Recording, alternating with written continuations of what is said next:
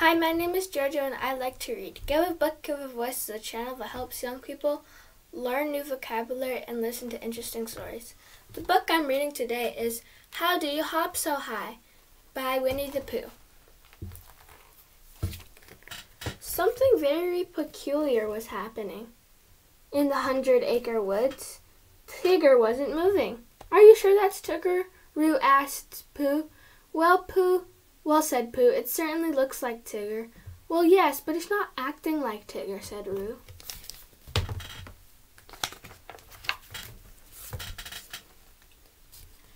At that moment, Tigger noticed his friends. He held his finger to his lips. "Come over here on your tippity toes, buddy boys," he whispered.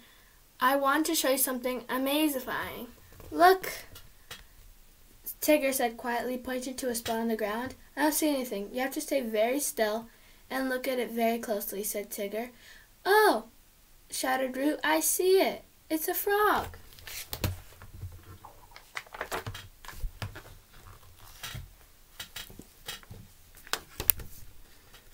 At Roo's shout, the frog hopped up high into the air and kept hopping until it was out of sight. "Oops," said Roo. "Sorry, Tigger. I didn't mean to scare him away."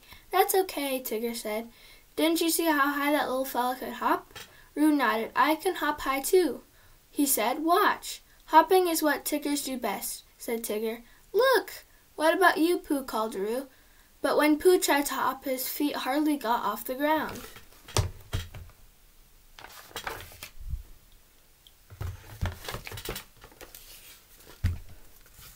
"How do you hop so high?" asked Pooh. "It's easy when you have a spring in your tail," said Tigger. "Or big bouncy feet," said Roo. "Or springy frog-type legs," said Tigger. I guess I just wasn't made for hopping," said Pooh, looking at his springless, springless self.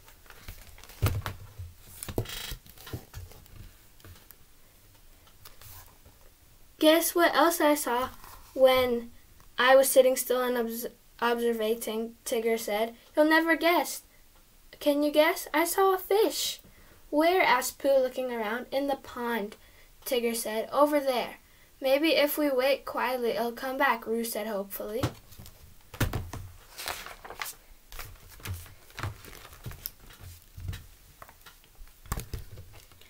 So the three friends settled into the grassy shore of the pond to watch and listen. Soon Pooh was snoring gently. Roo fidgeted and twitched. "It's awfully hard to sit still and be patient, isn't it, Tigger?" Roo whispered. "It sure is," Tigger agreed. "But if you stick with it, you'll start to notice wonderful things, like dandelion fuzzies floating through the sunshine, and shy little chirp-chirp sounds in the trees.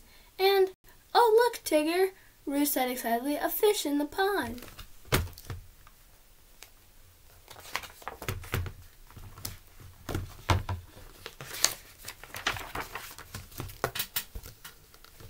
Tigger woke up Pooh, and the three friends watched fish splash and swim through the water. "How do fish learn to swim underwater?" Pooh asked. "I don't know. I can't even put my head under the water."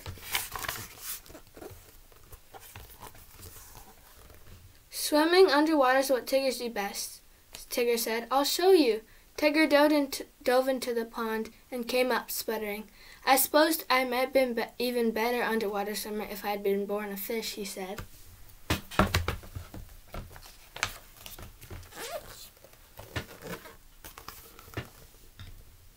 Tigger lay down in the sun to dry, soggy and shivering. He soon found himself eye to eye with a brown squirrel. Quick as a flash, the squirrel grabbed an acorn on the ground next to Tigger and hightailed it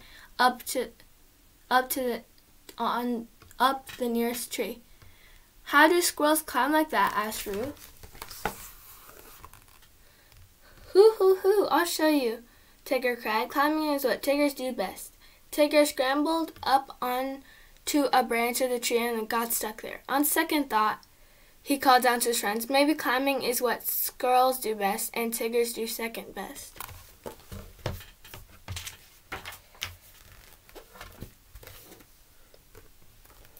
Suddenly, Tigger noticed a nest on his branch. "It's filled with baby birds," he said, "and it looks like one of them is going to try to fly," Pooh said. The friends watched in amazement as a tiny little bird fluttered its wings and flew into the air. "How do baby birds learn to fly?" Roo asked. "It just so happens flying is what Tiggers do best," Tigger said.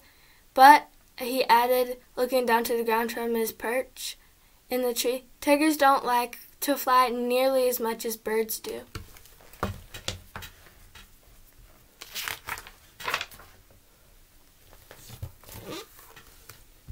"Isn't it amazing what different animals can do?" Roo asked after he and Pooh helped Tigger down from the tree.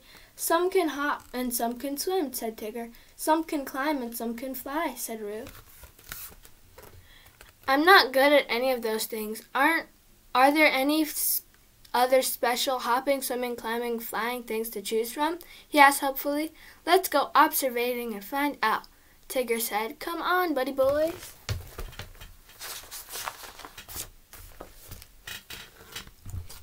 Stopping often to look and listen, the friends discovered lots of different animals with special talents. They saw ducks gliding in the water and a beaver building a dam. They saw a gopher digging a hole and a bee collecting pollen. They were nearing the rabbit's garden when a fast-moving blur rushed past. It was Rabbit. He was rushing to chase a bird away from his newly planted seeds. "How do you run so fast?" Pooh asked when they finally caught up. Rabbit shrugged. "It's a rabbit thing, I guess," he said. "It would be a Tigger thing, too, if it didn't tire me out so much," said Tigger.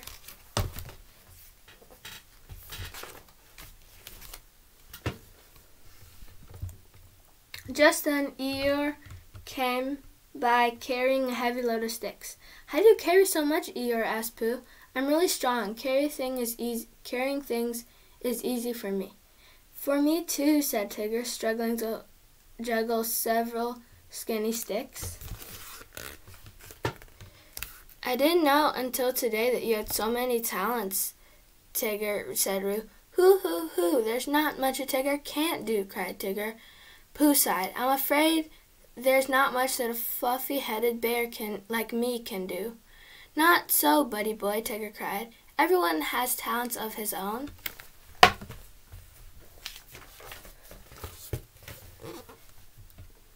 "Maybe if I go to my thinking spot, I'll be able to figure out what my special talent is." "We'll help you, Pooh," said Roo. "Yeah, thinking is what Tiggers do best," Tigger said. The three of them went to Pooh's thinking spot to think. "I have an idea," Tigger said. "Let's draw a chart to remind ourselves of all the different animals and talents we've seen today." But when they finished filling the chart, Pooh's spot was still blank. "See, I'm not good at any of those things."